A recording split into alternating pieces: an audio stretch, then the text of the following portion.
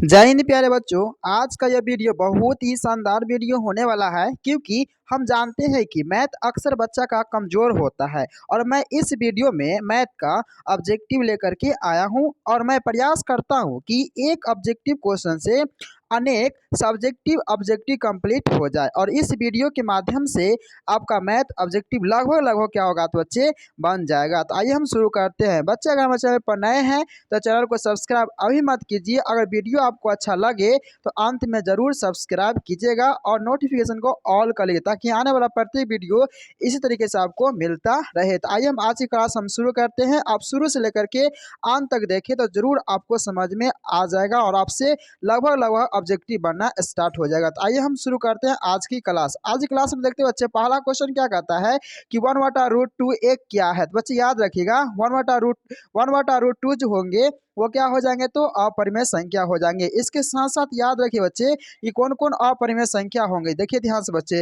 √2 होंगे अपरिमेय संख्या है ना, √3 भी अपरिमेय संख्या हो जाएंगे, या इसी को हम अगर प्लस में कर देते हैं +1 है ना, या 1 + √5, ये सब जितना भी होते बच्चे यह सब क्या होते हैं तो अपरिमेय संख्या हो जाते हैं। तो इसका करेक्ट आंसर क्या हो जाए बच्चे, तो याद रखिएगा इसका हो जाएंगे सी। क्या हो जाएंगे तो सी, है ना कि है ना 1/√2 क्या होंगे तो अपरिमेय संख्या हो जाएंगे। आगे देखते हैं ध्यान से अगला क्वेश्चन। क्वेश्चन नंबर 2 में क्या है बच्चे, ध्यान से देखिएगा। आपके लिए एक एक क्वेश्चन बहुत इंपॉर्टेंट है और मैं बोला हूं कि एक क्वेश्चन से आपको बहुत सारा ऑब्जेक्टिव मैं सिखा दूंगा। अगर देखिए ध्यान से बच्चे, अल्फा और बीटा द्विघात बहुपद इस तरह का दिया गया है। तो अल्फा इंटू बीटा का मान कहता है ज्ञात करने के लिए। तो पहले हम समझ लेते हैं बच्चे कि अल्फा इंटू बीटा का मान क्या होता है, यानी कि शून्यकों का गुणनफल। देखिए ध्यान से बच्चे, शून्यकों का गुणनफल का फॉर्मूला होता है बच्चे -b/a होता है। ठीक है, आप देखिए ध्यान से, यहाँ पर क्या दिया गया है, यहाँ पर दिया गया है x² दिया गया है ना, प्लस क्या दिया बच्चे तो 2x दिया गया और क्या दिया 3। इससे पहले जो ही मान होता है बच्चे क्या होता है तो a का मान होता है, a बराबर क्या हो गया तो यहाँ पर कुछ नहीं तो 1 हो गया। फिर उसके बाद देखिए b बराबर क्या होंगे बच्चे तो 2 हो जाएंगे और c बराबर क्या होंगे बच्चे तो 3 हो जाएंगे। ठीक है, अब देखिए ध्यान से, यहाँ पर -b बटा क्या कहता है a, तो माइनस तो रहने देंगे हम। a का मान कितना होगा बच्चे, तो याद रखिए a का मान, सॉरी b का मान कितना है तो 2 है और a का मान कितना 1 है। 1 के नीचे कोई वैल्यू नहीं रहता, तो -2 क्या हो गया तो -2। आपका करेक्ट से क्या बचे तो बी हो जाएंगे। आप देखते हैं ध्यान से, इससे कितने क्वेश्चन बनने वाले हैं। या तो अल्फा शून्यकों का गुणनफल पूछा है। अब यहाँ पर देखते बच्चे, अगर आपसे शून्यकों का है ना योगफल पूछे, क्या पूछे शून्यकों का योगफल पूछे, तो बोलिएगा है ना क्या होता है तो है ना c/a होता है। देखिए ध्यान से बच्चे, सॉरी -b/ है ना a होता है, उसका अल्फा इंटू क्या होता है तो बीटा होता है। क्या होता है तो माइनस है ना b/ क्या बचे तो a होता है। आप ध्यान दीजिएगा इन सारे क्वेश्चन को, है ना। आगे देखते हैं ध्यान से बच्चे, अगला क्वेश्चन नंबर 3 में क्या कहता है बच्चे, ध्यान से देखिएगा कि बहुपद दिया गया। देखिए ध्यान से बच्चे, बहुपद इतना दिया गया है और कहता है इसका शून्य। तो इस क्वेश्चन को बनाने के लिए आप क्या कीजिएगा, इसमें 4 ऑप्शन में से सारा मान को क्या कीजिएगा इसमें रख करके देखिएगा बच्चे, है ना। जो इससे अगर मैच कर जाएगा, जो इसको शून्य बना देगा, वही इसका आंसर होगा। ध्यान रखिए बच्चे, इसका करेक्ट आंसर क्या होने वाला है तो सी होने वाला है। आगे देखिए ध्यान से अगला क्वेश्चन, क्वेश्चन नंबर क्या कहता है 4 में क्या कहता है, ध्यान से देखिएगा कि यदि दो संख्या का गुणनफल इतना है तो म से इतना तो ल से क्या होगा। सबसे पहले इसका फॉर्मूला जान लेते बच्चे, यानी कि पहली संख्या क्या, तो बच्चे याद रखिएगा तो पहली संख्या गुणे क्या होता है तो दूसरी संख्या बराबर क्या होता है फॉर्मूला तो है ना लसा क्या बोलते हैं LCM, क्या बोलेंगे LCM गुणे क्या होता है बच्चे तो HCF होता है। अब देखिए ध्यान से, दो संख्या का गुणनफल कितना दिया गया तो यहाँ पर दे दिया है 15 8 7 0 दे दिया है। उसके बाद एलसीएम कितना दिया, एलसीएम हमको मालूम नहीं है, एलसीएम ये हमको निकालना है। उसके बाद गुण एचसीएफ कितना दिया है तो 23 दिया गया। अब इधर भागा, इधर गुण इधर आएगा तो क्या होगा बच्चे तो भाग हो जाएंगे, 15 8 7 0, इसको क्या करेंगे 23 भाग कर देंगे, यानी एलसीएम। अब क्या करेंगे इसको बच्चे, है ना, याद रखिए अगर इसको हम भाग करेंगे, क्या करेंगे बच्चे तो भाग करेंगे, तो भाग करेंगे तो कितना मरते कर देगा तो याद रखिएगा 690, कितना मरते कटेगा तो 690, यानी कि 690 मरते कर जाएगा। तो इसका करेक्ट आंसर क्या हो जाएगा बच्चे तो याद रखिएगा इसका करेक्ट आंसर हो जाएंगे ए होंगे, यानी कि 690 हो जाएंगे। तो एक फॉर्मूला इसमें याद रखिए बच्चे, अभी आपसे क्या पूछा है ना लॉ पूछा, हो सकता है आपसे मसब पूछ दे। याद रखिएगा इसका फॉर्मूला क्या होता है कि पहली संख्या गुने दूसरी संख्या, फिर से मैं बोलता हूँ पहली संख्या गुने दूसरी संख्या बराबर क्या होता है बच्चे, है ना, तो एलसीएम क्या होता है तो एलसीएम गुने क्या होता है तो एचसीएफ होता है ना। ये चीज फॉर्मूला आपको याद रखिएगा। आगे देखिए ध्यान से क्वेश्चन नंबर क्वेश्चन नंबर 5 देखिए, यह भी खतरनाक क्वेश्चन बच्चे, ध्यान से देखिएगा। 5वां क्वेश्चन क्या कहता है कि यदि ए बराबर इतना दे दिया है और बी बराबर इतना दे दिया है, तो कहता है कि म स ए और बी निकालिए। देखिए ध्यान से बच्चे, म स कहता है निकालने के लिए। अब यहाँ पर हम लिखता हूँ कि ए बराबर क्या दिया बच्चे, याद रखिए ए बराबर 2 के पावर कितना दिया है ना, 2 दिया है। उसके बाद 3 के पावर कितना दिया है, तो 3 दिया है। 5 के पावर कितना दिया है, 4 दिया। अब ध्यान से समझिएगा, इसी से आपको बहुत सारा है ना ऑब्जेक्टिव बन जाएगा। अगर देखिए ध्यान से बच्चे, बी का मान कितना दिया है, तो 2 के पावर 3 दिया है ना, 3 के पावर 2 दिया है और 5 के पावर कुछ नहीं तो 1 है। ठीक है, अब जैसे ही आपसे पूछेगा है ना क्या निकालने के लिए, HCF क्या निकालने बच्चे, तो याद रखिएगा HCF निकालने के लिए क्या करेंगे हम, ध्यान दीजिएगा है ना, 2 देखेंगे, 2 कितने बार, इसमें भी 2 है तो 2 का देखेंगे सबसे कम वाला पावर। अगर हमको HCF निकालना होगा तो सबसे कम पावर वाला क्या करेंगे, लिखेंगे। देखिए यहाँ 2 के पावर 3 है, यहाँ 2 के पावर 2 है, तो कम पावर कौन हो गया, 2 के पावर 2 हो गया। अब 3 में चलते हैं, 3 में देखिए 2 के पावर, यहाँ 3 के पावर 2 है और 3 के पावर 3 है, तो क्या पावर लेंगे, छोटा पावर को लेंगे। तो 3 के पावर क्या होगा, 2। अब देखिए यहाँ 5 के पावर कुछ नहीं तो 1 है, यहाँ क्या है 4 है, तो 5 का क्या लेंगे, 1 लेंगे। ठीक है, अब इसको क्या कर देंगे, गुना कर देंगे, है ना बच्चे। तो 2 दूनी कितना हो जाएंगे, 4 हो जाएंगे। 3 तिया कितना हो जाएंगे, तो 9 हो जाएंगे। और कितना हो गया, 5 हो गया। ठीक है, अब देखिए यहाँ पर 5 चौके 20 और 9 दूनी 18 यानी कि 180। अब देखिए ऑप्शन में जाकर 180 किधर है। ठीक है, और यहाँ देखिए ध्यान से क्वेश्चन में क्या होंगे, तो यहाँ पर 5 का बी हो जाएंगे यानी कि 180 हो जाएंगे। और यहीं पर आपसे HCF ना पूछ कर क्या निकाल बोलना कलकत्ता, LCM क्या पूछता बच्चे, याद रखिएगा। तो LCM, अगर LCM अगर पूछता ना यहाँ पर, तो आप क्या करते, ध्यान दीजिएगा, जो हाईएस्ट पावर है ना, हाईएस्ट पावर को आप क्या कर देते, गुना कर देते। एक चीज़ याद रखिए बच्चे, जो निम्नतम पावर होंगे उसको उससे क्या निकलेंगे, तो HCF, और जो हाईएस्ट पावर होंगे उससे क्या निकलेंगे, तो LCM निकलेंगे। आगे देखिए ध्यान से क्वेश्चन नंबर है ना 6, क्वेश्चन नंबर 6 में क्या कहता है, क्वेश्चन नंबर 6 में बच्चे क्या कहता है, ध्यान से देखिएगा कि निम्नलिखित में से कौन बहुपद नहीं है। तो याद रखिए बच्चे, निम्नलिखित में से इसमें से कौन बहुपद नहीं है, तो ये क्वेश्चन बहुत बार पूछा गया है। ठीक है, ये जो बच्चे हैं ये बहुपद नहीं है, तो इसका करेक्ट आंसर क्या हो जाएंगे, तो 6 का सी हो जाएंगे। आगे देखिए ध्यान से क्वेश्चन नंबर 7, क्वेश्चन नंबर 7 में क्या कहता है कि है ना द्विघात समीकरण निकाय इतना इतना क्या है। अब इसको समझिए, इससे आपको लगभग हम कहता हूँ ना 2 3 से 4 क्वेश्चन आ जाएंगे, है ना।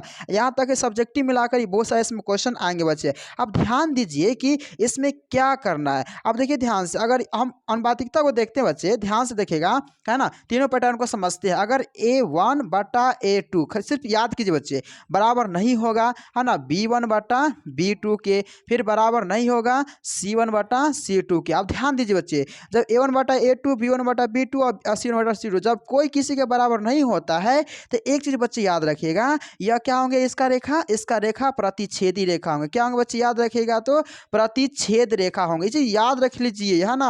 और कॉपी नहीं, आपके पास अगर ऐसी वीडियो देख रहे हैं तो जाइए और कॉपी पर नोट कीजिए इस चीज को। ठीक है, यानी कि अगर कोई किसी के बराबर नहीं हो तो वह प्रतिच्छेद होगा। और इसका कितने हल होंगे बच्चे, याद रखिएगा, तो इसका केवल एक हल होंगे। क्या होंगे केवल बच्चे, तो केवल एक हल होंगे। और ये क्या होंगे, तो अद्वितीय। क्या होंगे बच्चे, याद रखिएगा, तो अद्वितीय हो जाएंगे। ठीक है, इतना चीज आपको याद करना होगा। कब, जब फिर से बताता हूँ, A1 A2 B1 B2 और C1 C2 जब कोई किसी के बराबर नहीं हो तो क्या करेगा, प्रतिच्छेद करेगा, केवल एक हल होगा और क्या होगा, तो अद्वितीय होगा। अब देखिए ध्यान से बच्चे, अगला बताता हूँ कि अगला, है ना, जब याद रखिए बच्चे कि A1 और क्या, तो A2 बराबर है ना, B1 और B2 फिर बराबर है C1 बटा C2। इससे पहले मैंने क्या देखा, जब कोई किसी को बराबर नहीं हो तो केवल प्रतिच्छेदी रेखा होगा, एक हल होगा, अद्वितीय होगा। अब देखिए ध्यान से बच्चे, यहाँ पर सब बराबर है, A1 A2 के बराबर, B1 B2 के बराबर, C1 C2 सब क्या है, तो बराबर है। जब ऐसा कंडीशन आपको देखने को मिले ना, तो याद रखिए बच्चे, सब के बराबर हो तो यह क्या रेखा होगा, तो याद रखिए संपाती। क्या हो जाएंगे, तो है ना, यह रेखा क्या हो जाएंगे, तो संपाती होंगे। इसका कितने हल होंगे बच्चे, तो याद रखिएगा इसका अनेक हल होंगे। क्या होंगे, तो अनेक हल होंगे, इतना याद कर लीजिए। अब बताइए बच्चे, अगर मान लीजिए कि A1 और A2 है ना, उसके बाद बराबर है ना B1 क्या है, तो B2 फिर बराबर है ना C1 बटा C2, अगर यह इसके बराबर यह इसके बराबर नहीं हो तब ऐसा कंडीशन में क्या होता है, तो याद रखिएगा बच्चे, यह रेखा क्या हो जाएंगे, समांतर। क्या होंगे, तो समांतर। इसका कितने हल होंगे, तो याद रखिए बच्चे, कोई हल नहीं होंगे, है ना। ना, कोई हल नहीं होंगे। याद रखिएगा, बहुत ही इंपॉर्टेंट है। ठीक है, अब 3 कंडीशन आप याद कर लिए। पहला कंडीशन, जब कोई किसी के बराबर नहीं हो तो क्या होता है बच्चे, याद रखिएगा, प्रतिच्छेदी रेखा, एक हल और अद्वितीय। मैं बार बार बोल रहा हूँ ताकि आपको याद हो जाए। दूसरा, अगर जब सब किसी के बराबर हो जाए तो क्या होगा, वो संपाती होगा, अनेक हल होगा। जब ये बराबर हो और ये बराबर नहीं हो तो क्या होगा, समांतर रेखा होगा, है ना। उसके बाद क्या होगा, इसका कोई हल नहीं होगा। अब आते हैं क्वेश्चन पर, देखिए ध्यान से बच्चे। यहाँ पर देखिए क्या दिया गया, समीकरण, दो समीकरण दिया गया है। x प्लस 2y दिया गया, -8 बराबर क्या है, तो 0 है। फिर उसके बाद क्या दिया गया है, तो 2x है, अब प्लस क्या बच्चे, तो 4y है। उसके बाद बराबर क्या है, तो है नहीं, जरा बराबर 16 उधर दिया है ना, दिया जाएगा तो माइनस हो जाएगा, 16 बराबर क्या हो जाएगा, तो 0 हो गया। अब देखिए यहाँ पर क्या होगा, कुछ नहीं, क्या है, तो 1 है, तो 1 बटा क्या होगा बच्चे, 2 हो जाएंगे। अब देखिए यहाँ पर 2 है और नीचे कितना है, तो 4 है। फिर कितना, -8 है और माइनस कितना है, तो 16 है। ठीक है, अब माइनस माइनस कट गया, 8 दूना कितना बचे, तो 16 हो गया, 2 दूना कितना हो गया, 4 हो गया, यानी कि 1/2 हो गया, है ना, 1/2 हो गया और 1/2 हो गया। अब बताइए, सब के बराबर हो गया ना, तो मैं कंडीशन क्या बताया है, जब सब के बराबर हो जाए तो क्या रेखा होंगे, संपाती होंगे और अनेक हल होंगे। ठीक है, तो याद रखिए बच्चे, इसका करेक्ट आंसर क्या हो जाएंगे बच्चे, यहाँ पर क्या होंगे, ये आपका दिखा गया, यहाँ पर अनेक हल होंगे। ठीक है, यहाँ पर थोड़ा सा किया गया है, इसका करेक्ट आंसर क्या हो जाएंगे, तो बी होंगे, यानी कि अनेक हल होंगे। आगे देखिए ध्यान से, याद हो गया होगा और ध्यान से आप लोग से पढ़ते भी होंगे। आगे देखिए ध्यान से, क्वेश्चन नंबर 8 में क्या कहता है बच्चे, ध्यान से देखिएगा कि यदि किसी द्विघात बहुपद के शून्यकों का योगफल 4 है, 4 एवं गुणनफल इतना है, तो द्विघात संयोग ज्ञात कीजिए। अब देखिए ध्यान से बच्चे, द्विघात बहुपद निकालने के लिए इसका फॉर्मूला ही होता है, क्या होता है बच्चे, याद रखिएगा कि वह होता है एक्स स्क्वायर। क्या होता है बच्चे, x square minus alpha plus क्या है, तो बीटा, यानी अल्फा प्लस बीटा क्या कह सकते हैं, तो शून्यकों का योगफल। अब प्लस क्या होता है बच्चे, अल्फा इंटू बीटा होता है। अब इसी पर मान रख दीजिए, शून्यों का योगफल कितना दिया गया है, 4 दिया गया। देखो ध्यान से, यहाँ पर 4 दिया है, यहाँ पर क्या दिया, गुणनफल दिया है 1। अब देखिए ध्यान से, एक्स स्क्वायर तो रहेंगे और माइनस इसका मान कितना दिया है, तो 4 दिया, सॉरी यहाँ पे एक्स देना हम भूल गए, यहाँ पर एक्स होंगे, यहाँ क्या हो जाएंगे एक्स, प्लस क्या गुणनफल कितना दिया, तो 1 दिया है, यानी कि यही आपका हो गया आंसर। ठीक है, क्या हो गया, तो x square minus 4x plus क्या हो जाएंगे, तो 1 हो जाएंगे, यानी कि इसका करेक्ट आंसर क्या हो जाएंगे, तो बी हो जाएंगे। क्या होंगे, तो इसका करेक्ट आंसर है ना, बी हो जाएंगे। सिर्फ आप कंसेप्ट को सीखिए, है ना, इस फॉर्मूला को याद कीजिए। ठीक है, आपका सारा का सारा ऑब्जेक्टिव बनता चला जाएगा।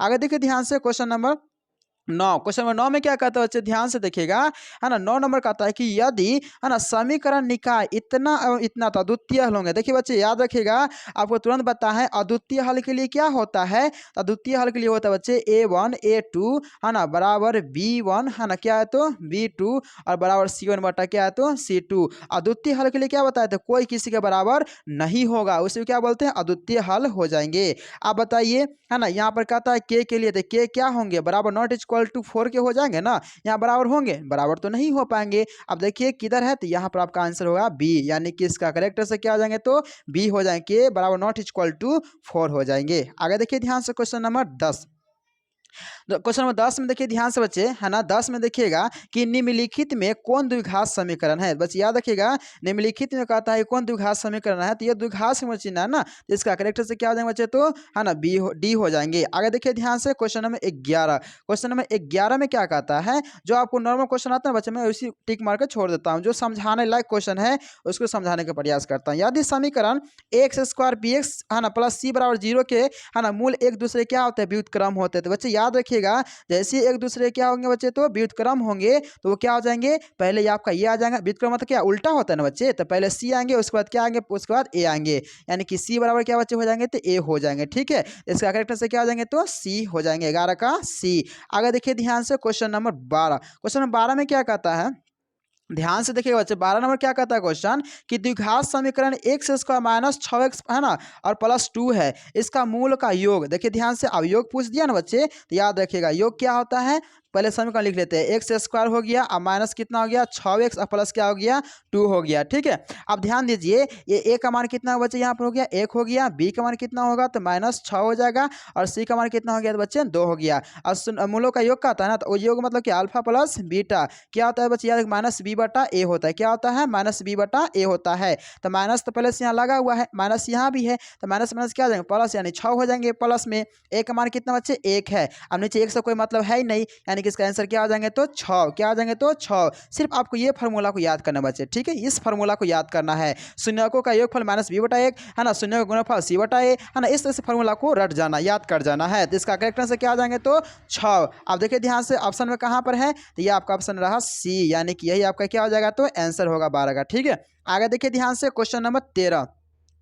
क्वेश्चन नंबर 13 में क्या कहता है बच्चे, ध्यान से देखिएगा। 13 में कहता है कि x बराबर, देखिए ध्यान से, x बराबर 6 का आलेखी कैसा है ना सरल रेखा है। तो बच्चे याद रखिएगा, ये x बराबर दे दिया है ना, तो ये क्या हो जाएंगे तो x अक्ष के समांतर ही हो जाएंगे बच्चे, याद रखिएगा है ना। यहाँ पर x का मान दिया है, सॉरी बच्चे ध्यान दीजिएगा, यहाँ पर जो x का मान दे दिया है, x का मान दे दिया है, तो याद रखिएगा वो y अक्ष के समांतर हो जाएंगे, क्या होंगे तो y अक्ष के समांतर हो जाएंगे, यानी 13 का आंसर क्या हो जाएंगे तो बी हो जाएंगे। आगे देखिए ध्यान से क्वेश्चन नंबर 14। क्वेश्चन नंबर 14 में क्या कहते हैं बच्चे, ध्यान से देखिएगा। 14 में क्या कहता है कि निम्नलिखित में से कौन सा नियामक x अक्ष पर एक बिंदु है। आप देखिए ध्यान से बच्चे, इससे भी क्वेश्चन आते हैं, 2-3 क्वेश्चन आते हैं, आप ध्यान दीजिए। और आपसे यहाँ पर पूछा जाए, क्या पूछ दिया बच्चे, ध्यान दीजिएगा। अगर आपसे पूछ दिया कि एक्स अक्ष, क्या पूछा बच्चे, तो याद रखिएगा तो है ना एक्स अक्ष। अब जैसे ही आपसे अगर पूछ देता है कि एक्स अक्ष बताइए, तो आपको ध्यान देना है कि एक्स अक्ष या एक्स के निर्देशांक जो अगर पूछेगा बच्चे, क्या पूछेगा तो निर्देशांक, क्या पूछेगा बच्चे निर्देशांक। जैसे यहाँ पर एक्स है ना, तो एक्स का निर्देशांक जैसे पूछेगा ना, तो ऐसे लिख दीजिएगा, एक्स और 0 लिख दीजिएगा।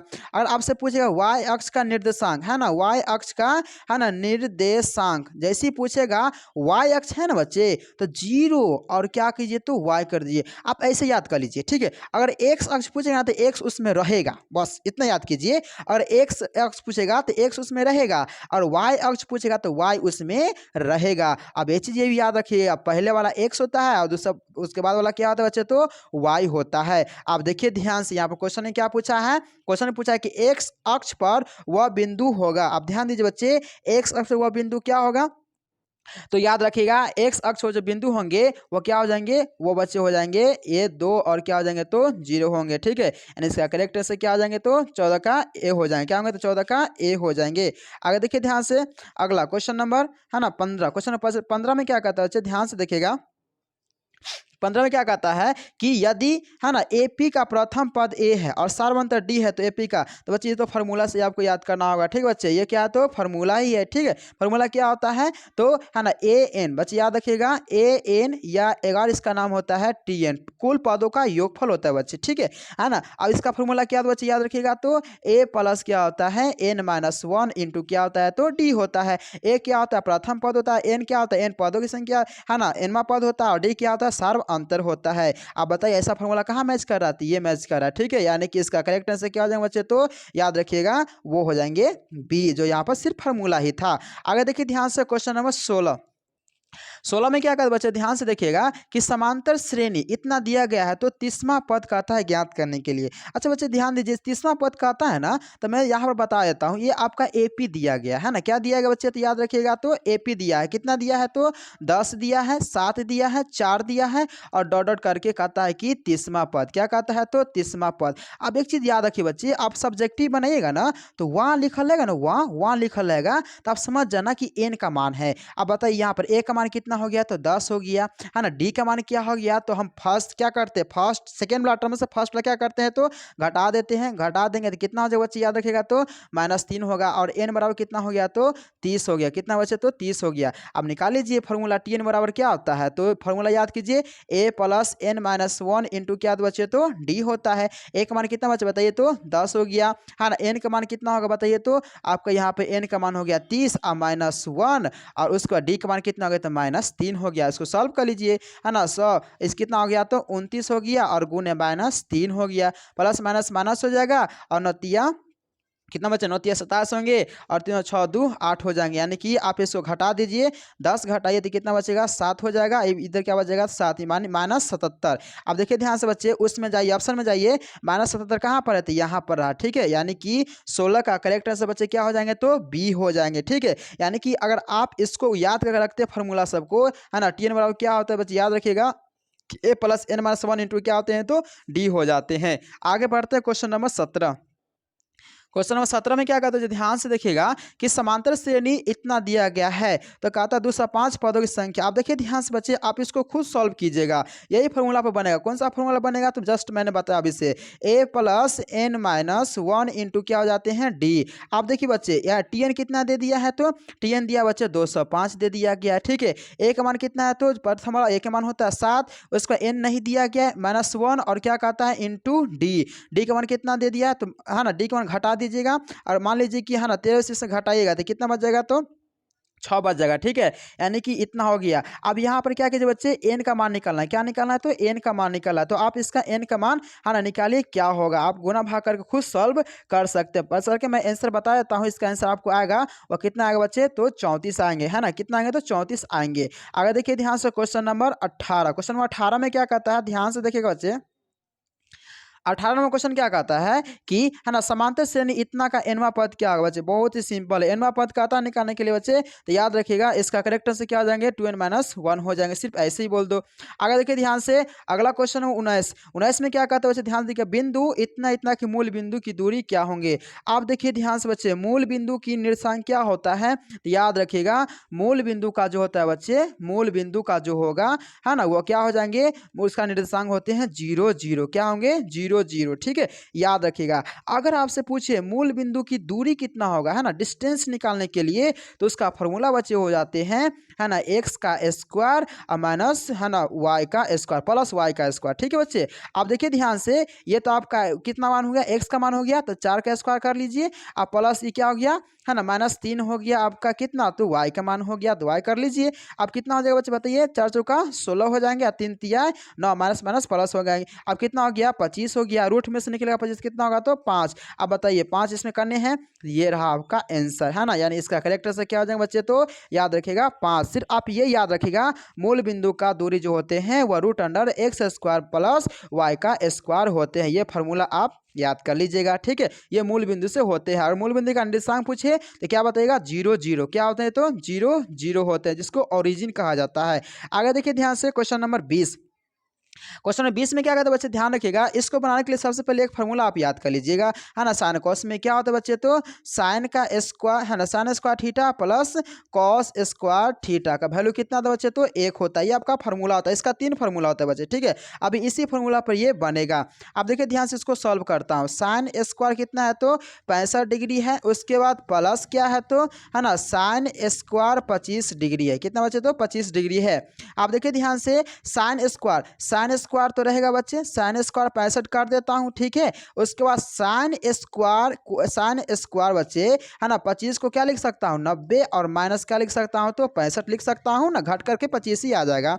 आप देखिए ध्यान से बच्चे, साइन स्क्वायर है ना 65 डिग्री, और एक साइन है ना, साइन 90 माइनस थीटा क्या होता है बच्चे, तो कॉस थीटा, तो कॉस स्क्वायर क्या, थीटा का मान कितना है, तो 65 डिग्री। आप देखिए इस कैटेगरी का आ गया, sine square plus cos square, क्या होता है वैल्यू इसका, तो 1 हो जाएंगे, क्या हो जाएंगे, तो 1 होंगे। इसका करेक्ट से क्या बचे, तो ए हो जाएंगे, ठीक है। करेक्ट से क्या होंगे बच्चे, तो याद रखिएगा ए हो जाएंगे।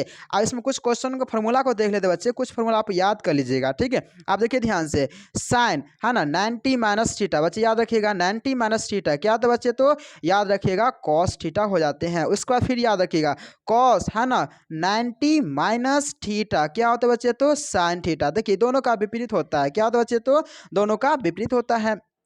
फिर उसके बाद याद रखिएगा कॉट 90 माइनस थीटा क्या वैसे, कॉट 90 माइनस क्या होता है, तो इसका भाई ही होता है, टेन थीटा हो जाता है। उसके बाद है ना टेन 90 माइनस थीटा क्या होता है बच्चे, याद रखिएगा, तो वो हो जाएंगे कॉट थीटा, क्या हो जाएंगे, तो कॉट थीटा। उसके बाद सेक है ना 90 माइनस थीटा क्या हो जाते हैं, तो याद रखिए बच्चे कॉसेक क्या हो गए, तो कॉसेक थीटा हो जाते हैं। उसके बाद कॉसेक जो बच्चे याद रखिएगा 90 माइनस थीटा वो क्या हो जाते हैं बच्चे, तो सेक थीटा। मैं आपको बोला था ना कि मतलब ऑब्जेक्टिव के साथ साथ आपको सब्जेक्टिव पूरा सिखवा दूंगा, ठीक है। आप देखिए ध्यान से, ये टोटल फार्मूला है, आप याद कर लीजिए बच्चे, है ना, बहुत ही इंपॉर्टेंट बच्चे। साइन 90 माइनस थीटा क्या होता है, cos theta, cos 90 minus theta क्या होता है, sine theta, cot 90 minus theta क्या होता है, tan theta, tan 90 minus theta क्या होता है, कॉट थीटा, और सेक 90 माइनस थीटा क्या होता है, cosec theta, cosec 90 minus theta क्या होते हैं, तो सेक थीटा हो जाते हैं। यानी टोटल कितने फार्मूला आता है, 6 फार्मूला इसका होते हैं, और 6 जो फार्मूला आप याद कर लीजिएगा। जो अभी कौन सा फार्मूला बना है, तो बच्चे याद रखिए अभी ये साइन वाला फार्मूला बना, जो साइन को क्या क्या चेंज किया, किस में चेंज हुआ था, तो है ना कॉस में चेंज हुआ था, ठीक है। आगे बढ़ते बच्चे, देखिए ध्यान से अगला क्वेश्चन, क्वेश्चन नंबर 21 में क्या कहता है बच्चे, ध्यान से देखिएगा क्वेश्चन नंबर 21 में क्या कहता है कि बिंदु इतना और इतना को मिलाने वाले रेखाखंड के मध्य है ना बिंदु क्या होंगे। बच्चे याद रखिएगा, अगर मान लीजिए कि यहाँ से यहाँ डिस्टेंस है, ठीक है, इसका कोऑर्डिनेट कुछ दिया, इसका कोऑर्डिनेट कुछ भी दे दिया है ना, क्या दिया है तो बच्चे याद रखिएगा 3 और 0 दे दिया है। इसका कोऑर्डिनेट कितना दिया है तो -5 दिया और 4 दिया, ठीक है। और कहता है मध्य मतलब क्या, तो बच्चे तो बीच में क्या होता है तो बीच में, यानी बीच में x और y मान लेते हैं, ठीक है। इसका कहता है कोऑर्डिनेट निकालने के लिए, तो याद रखिए बच्चे, हाँ बीच का कोऑर्डिनेट अगर मध्य बिंदु का कहे निकालने के लिए एक्स वाई का, तो याद रखिए उसका फॉर्मूला क्या होता है, आप लोग याद कर लीजिएगा, है ना। एक द x1 प्लस x2, यानी कि x1 x2 को पहले जोड़ लेते हैं, फिर उसे क्या करेंगे y1 है ना प्लस y1 प्लस क्या करेंगे तो y2 को क्या करेंगे बच्चे तो है ना जोड़ देंगे, दोनों क्या करेंगे तो जोड़ देते हैं। आप देखिए ध्यान से, यहाँ x1 ये हो गया और सॉरी x2 ये हो गया, यानी 3 को और जो क्या जोड़ेंगे तो -5 को, 3 और माइनस कितना बच्चे तो 5, अपन क्या हो गया तो 2। अब इसको जोड़ लीजिए 0 को और क्या जोड़िए तो 4 को, ठीक है, अपन क्या हो जाएगा 2।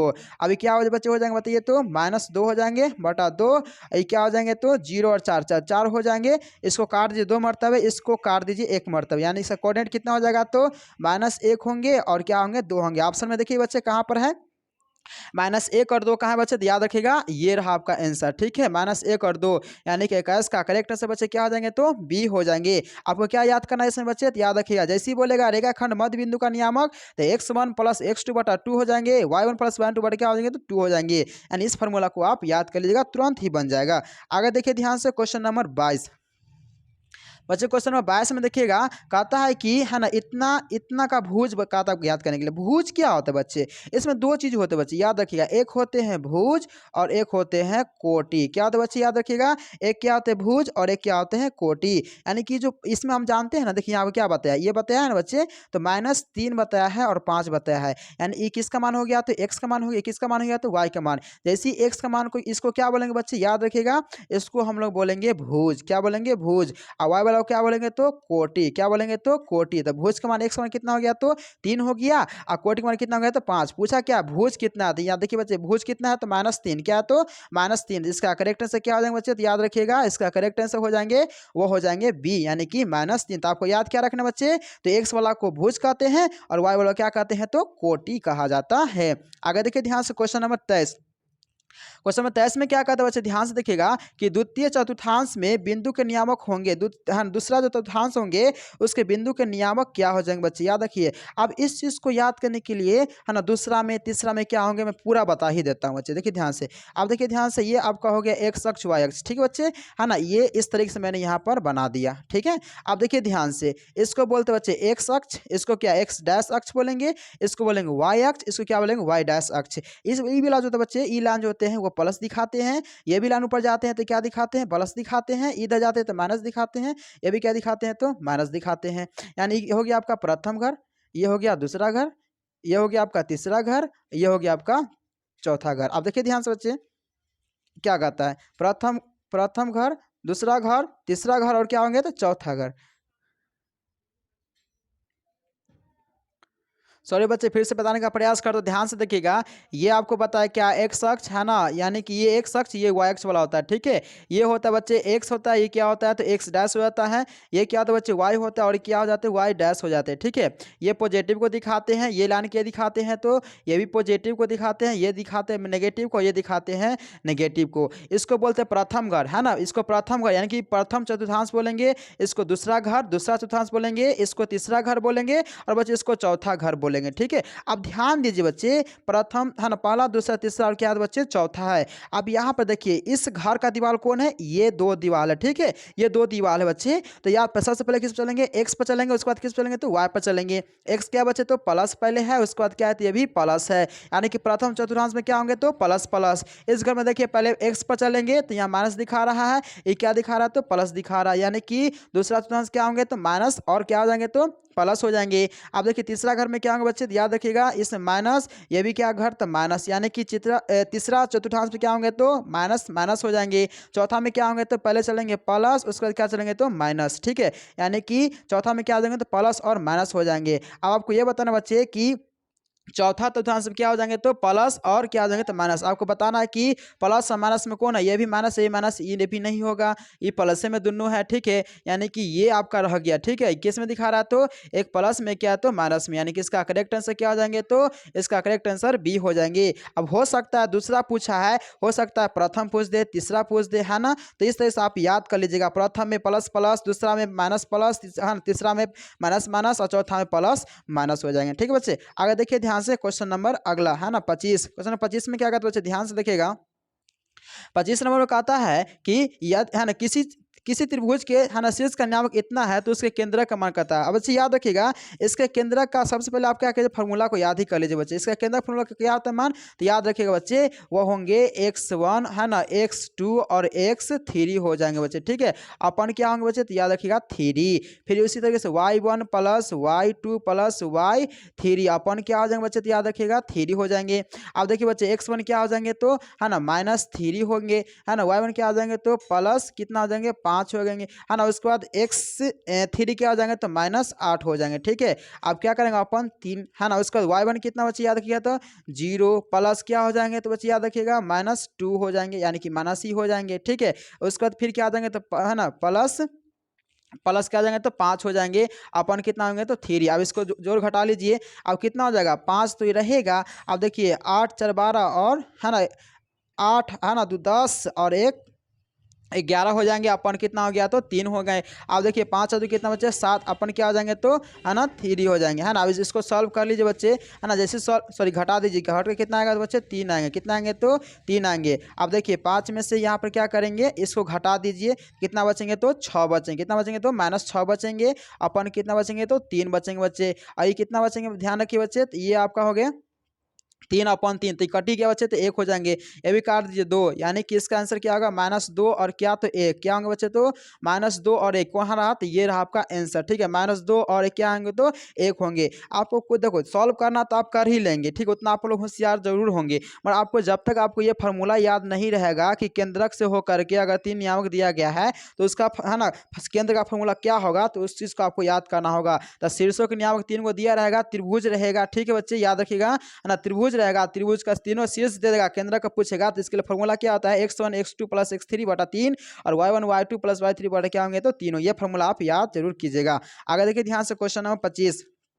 क्वेश्चन नंबर 25 में क्या कहते हैं बच्चे, ध्यान से देखिएगा कि त्रिभुज ABC है ना समकोण त्रिभुज, इसमें इतना है तो है ना cos a प्लस बी का मान, यहाँ पर इसका मान जब निकालेगा बच्चे तो याद रखिएगा इसका करेक्ट जो आंसर बच्चे आ जाएंगे वो कितना आ जाएंगे बच्चे, याद रखिएगा वो हो जाएंगे बच्चे 0, क्या आ जाएंगे तो वो इसका करेक्ट आंसर 0 आएंगे, ठीक है बच्चे। और यह वीडियो बच्चे अगर अच्छा लगा होगा तो हमारे चैनल को आप सब्सक्राइब जरूर कीजिएगा। और मैं 25 तक क्वेश्चन बताया हूँ, और इसका पार्ट जो बच्चे हैं है ना पार्ट 2 जो है, यह पार्ट वीडियो 1 हो जाएगा, और पार्ट 2 वीडियो में 25 से आगे मैं क्वेश्चन को बताऊंगा, ठीक है बच्चे। तब तक के लिए जय हिंद।